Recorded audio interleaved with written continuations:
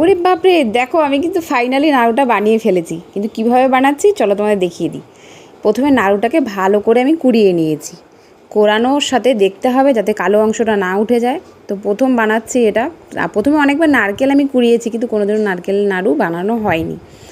তো নারকেল নাড়ু বানাতে তো আমাদের গুড় লাগবেই। এটা যেহেতু গুড়ের নাড়ু করছি, তো গুড়টাকে আমি জাল বসিয়ে দিয়েছিলাম। তারপর যত জাল দিচ্ছি তত দেখতে পাচ্ছি আঠা আঠা ভাব আসছে। তখনই আমাদের এই নারকেলগুলো একে একে দিয়ে দেবো, দিয়ে নাড়তে হবে। তো নাড়তে নাড়তে আমার হাত প্রচণ্ড ব্যথা হয়ে যাচ্ছে। হাত ব্যথা হচ্ছে, আর মার কথা ভাবছি, মা কত কষ্ট করে নাড়ু বানাতো, আর নাড়ু খেতে তো ভীষণ পছন্দ করতাম। কিন্তু যখন নিজে বানাচ্ছি তখন বুঝছি কতটা কষ্ট হয়। তো যত পাক দেবো ততই নাকি নাড়ুর ভালো হয়, এটা আমার মা বলতো। তো আমিও তাই চেষ্টা করছি, যত মানে নাড়ছি একে একে, মানে একটার সাথে একটা গুড় আর নারকেল সব মিশে সুন্দর একটা কালার চলে আসছে দেখতে পাচ্ছি।